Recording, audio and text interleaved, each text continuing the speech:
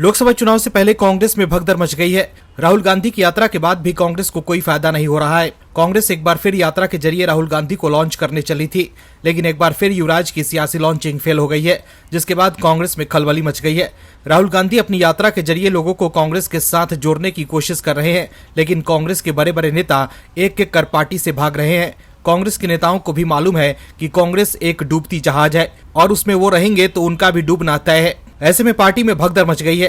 कांग्रेस को महाराष्ट्र में एक बार फिर बड़ा झटका लगा है। मिलिंद देवरा और बाबा सिद्दीकी के बाद अब महाराष्ट्र के एक और पूर्व मुख्यमंत्री और कांग्रेस के वरिष्ठ नेता अशोक चौहान ने पार्टी से इस्तीफा दे दिया है। वो पिछले कई दिनों से पार्टी से नाराज बताए जा रहे थे। उन्होंने नांदेड़ सीट की विधायकी से भी इस्तीफा दे दिया है। चर्चा है कि वो बीजेपी का दामन थाम सकते हैं। अटकलें ये भी है कि कांग्रेस के 2 और विधायक भी चौहान के साथ पार्टी छोड़ सकते हैं। ऐसे में सवाल है कि राहुल गांधी कांग्रेस को जोड़कर नहीं रख पा रहे हैं, तो वो देश के लोगों को कांग्रेस के साथ कैसे जोड़ेंगे।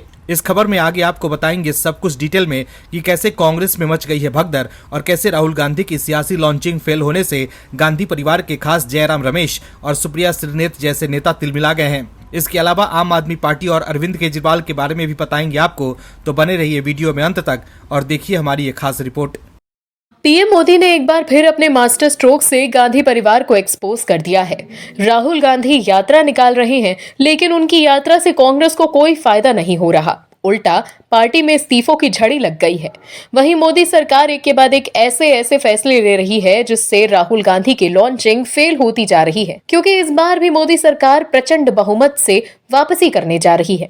ऐसे में कांग्रेस की बुरी हार के बाद इस बार राहुल गांधी राजनीति से ही संन्यास न ले लें, क्योंकि 2019 में हार के बाद राहुल ने अध्यक्ष पद से इस्तीफा दे दिया था। ऐसे में कांग्रेस की हार देखकर गांधी परिवार की स्वामी भक्ति में लीन रहने वाले कांग्रेस नेता तिलमिला गए हैं।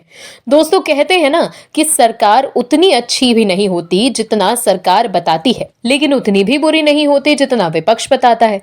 शायद ये नियम कांग्रेस के लोगों ने पढ़ा नहीं।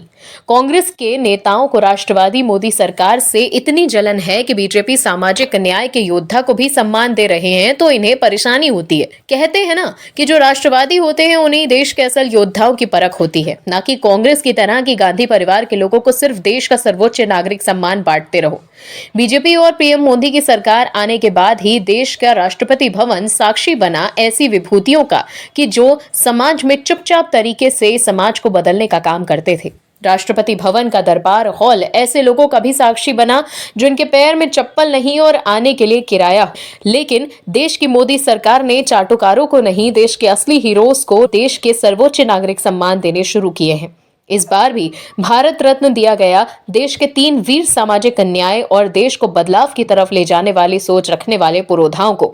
वो हैं दिवंगत चौधरी चरण सिंह, पूर्व प्रधानमंत्री पीवी नरसिम्हा राव और कृषि क्षेत्र में परिवर्तनकारी बदलाव लाने वाले स्वामीनाथन साहब, जिनको भारत रत्न देने की घोषणा कर दी गई। लेकिन कांग्रेस के नेताओं को इसमें भी मिर्ची लग गई और ऊल जलूल राजनीतिक बयान देने लगे। इस मौके पर केंद्र सरकार की ओर से पूर्व प्रधानमंत्री नरसिम्हा राव, पूर्व पीएम चौधरी चरण सिंह और जाने माने कृषि वैज्ञानिक एमएस स्वामीनाथन को भारत रत्न अवार्ड देने के ऐलान के बाद कांग्रेस के राष्ट्रीय महासचिव जयराम रमेश ने मोदी सरकार पर हमला किया। जयराम रमेश ने सोशल मीडिया मंच एक्स पर पोस्ट किया, जिसमें उन्होंने कहा कि वो तीनों भारत के रत्न थे और सदैव रहेंगे। उन्होंने पूर्व प्रधानमंत्री पीवी नरसिम्हा राव और चौधरी चरण सिंह के साथ साथ डॉक्टर एमएस स्वामीनाथन के देश के लिए किए गए योगदान को अभूतपूर्व बताया, जिसका हर भारतीय सम्मान करता है। मोदी सरकार पर हमला करते हुए उन्होंने कहा कि डॉक्टर स्वामीनाथन फॉर्मूले के आधार पर किसानों को न्यूनतम समर्थन मूल्य का कानूनी दर्जा दिए जाने पर मोदी सरकार चुप है। प्रधानमंत्री मोदी की हठधर्मिता के कारण 700 किसान आंदोलन के दौरान शहीद हुए,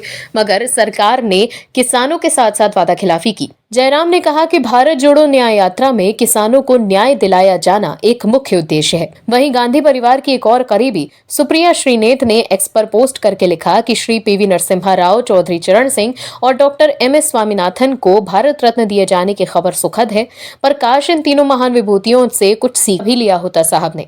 काश पीएम मोदी उनसे थोड़ी बहुत समझदारी और विशेषज्ञों पर भरोसा कैसे और क्यों करना चाहिए भी सीख पाते, तो आज हमारी अर्थव्यवस्था इतनी बदहाल न होती।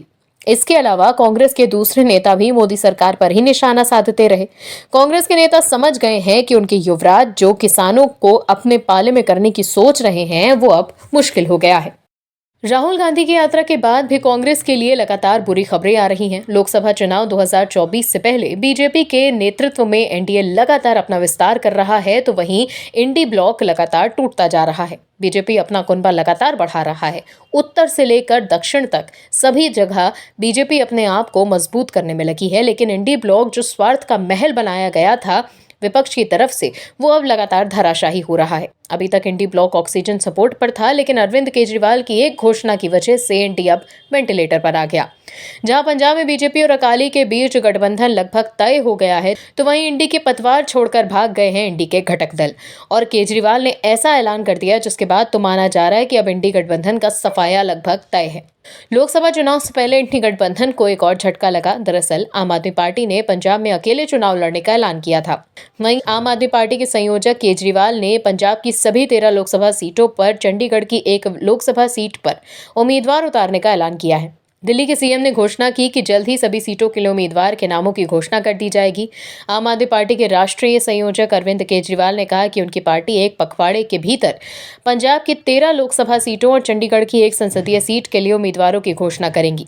उन्होंने लोगों से आम आदमी पार्टी के उम्मीदवारों की जीत के लिए आशीर्वाद मांगा। केजरीवाल ने पंजाब सरकार के राष्ट्रीय खाद्य सुरक्षा अधिनियम के तहत घर तक राशन पहुंचाने की योजना के लिए आयोजित एक सभा को संबोधित करते हुए ये घोषणा की।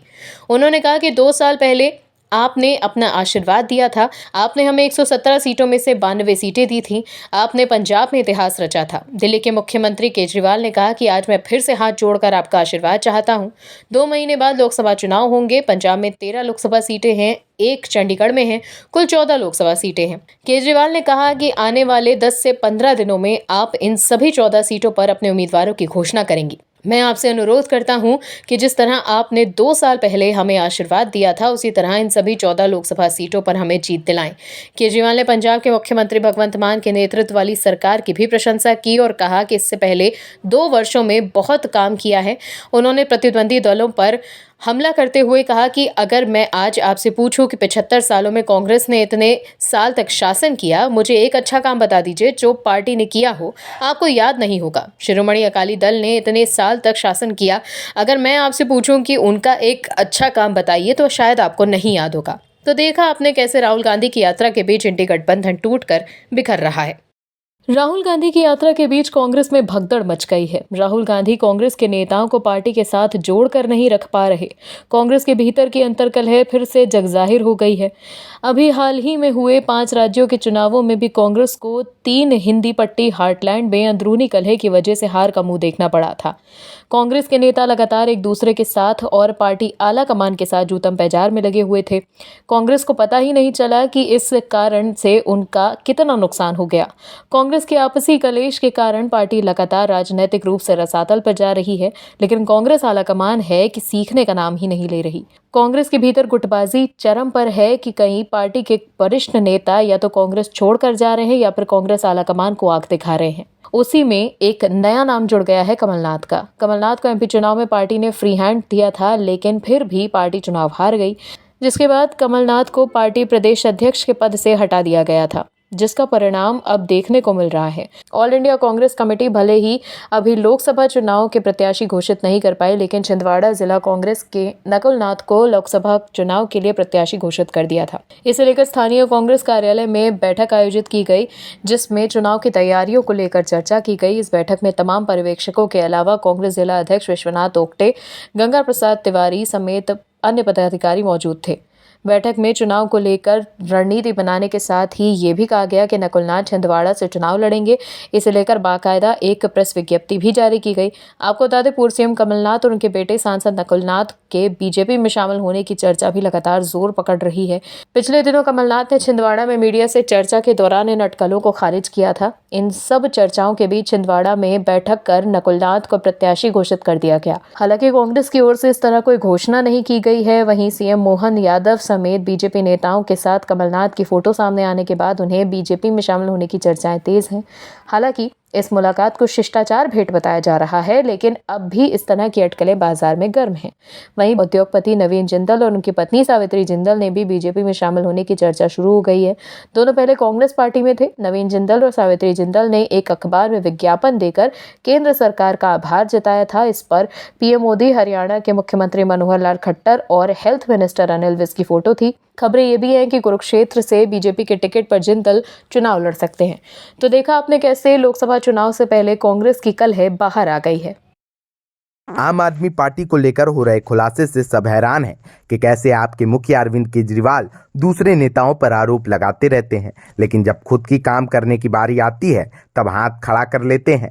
दिल्ली के मुख्यमंत्री अरविंद केजरीवाल और उनके दल ने लोगों से वादा खिलाफी करने के सारे रिकॉर्ड तोड़ दिए हैं। दिल्ली के मुख्यमंत्री के ही दल का शासन दिल्ली के निगम में भी है, लेकिन जब एमसीडी पर बीजेपी का कब्जा था तब केजरीवाल बीजेपी पर खूब आरोप लगा रहे थे, लेकिन अब जब एमसीडी में भी आपकी सरकार है तो केजरीवाल की पार्टी ने जो किया है उससे कोर्ट भी हैरान है। इतना ही नहीं, कोर्ट ने चेतावनी भी दी है कि अगर ऐसा नहीं किया तो नगर निगम को ही बंद कर देंगे। आपको याद ही होगा कि जब दिल्ली नगर निगम के चुनाव हुए थे तो केजरीवाल कह रहे थे कि जी हमें सत्ता में लेकर आएंगे तो हम दिल्ली के सभी निगम के लोगों की बकाया सैलरी आते ही रिलीज कर लेंगे, लेकिन केजरीवाल का दल तो सत्ता में बैठा है। निगम के वह उस बात से मुकर गया और निगम के कर्मचारी आज भी अपनी सैलरी के लिए दर दर ठोकरें खा रहे हैं। निगम कर्मचारी पहुंचे फिर से दिल्ली हाई कोर्ट और कोर्ट ने निगम की केजरीवाल के दल की सरकार को ऐसी फटकार लगाई कि जरूर उनका बीपी तो बढ़ ही गया होगा कि अभी तक तो विपक्ष ही सत्ता छीनने की बात कर रहा था, अब कोर्ट भी कह रहा है कि बकाया चुकाओ नहीं तो जाएगी सत्ता। दिल्ली हाई कोर्ट ने दिल्ली नगर निगम एमसीडी द्वारा अपने पूर्व और सेवारत कर्मचारियों के वेतन, पेंशन और बकाया का भुगतान करने में विफलता पर कड़ी नाराजगी व्यक्त की। कार्यवाहक मुख्य न्यायाधीश मनमोहन और न्यायमूर्ति मनमीत प्रीतम सिंह अरोड़ा की खंडपीठ ने कहा कि ये कर्मचारियों का मूल वेतन है और यदि एमसीडी ऐसा करने में विफल रही है तो न्यायालय नगर निगम को बंद करने का आदेश देने पर विचार कर सकता है। पीठ ने कहा कि ये मामला 4 साल से खिंच रहा है, हम आपको आखिरी मौका दे रहे हैं, आप व्यवस्थित हो जाएं, अन्यथा अदालत नगर निकाय को बंद करने का निर्देश दे सकती है। अपने आदेश में पीठ ने यह स्पष्ट कर दिया कि 7वें वेतन आयोग के अनुसार वेतन, पेंशन और बकाया का भुगतान करना एक वैधानिक दायित्व है और यदि एमसीडी ऐसा करने की स्थिति में नहीं है तो परिणाम भुगतने होंगे। अदालत ने यह स्पष्ट कर दिया है कि वो अपने संसाधनों को बढ़ाने के तरीके और साधन खोजने के लिए एमसीडी का इंतजार नहीं करेगी। वहीं कोर्ट की कड़ी फटकार के बाद एमसीडी के स्टैंडिंग काउंसिल दिव्य प्रकाश पांडे ने कोर्ट को हलफनामा दिया कि कर्मचारियों का वेतन और पेंशन 10 दिनों में जारी कर दिया जाएगा। उन्होंने स्पष्ट किया कि एमसीडी बकाया चुकाने के लिए कदम उठा रही है और एक समय बकाया में भुगतान की जाने वाली कुल राशि लगभग 1000 करोड़ थी, जो अब घटकर 400 करोड़ हो गई है। वहीं दिल्ली सरकार के वकील ने अदालत को बताया कि 24 जनवरी को दिल्ली सरकार ने एमसीडी के लिए 803 करोड़ रुपए मंजूर किए थे और ये राशि नगर निगमों के खाते में जमा कर दी गई है। Bureau report, OMH news. और भी वीडियोस देखने के लिए चैनल को सब्सक्राइब करें और बेल आइकन को दबाएं।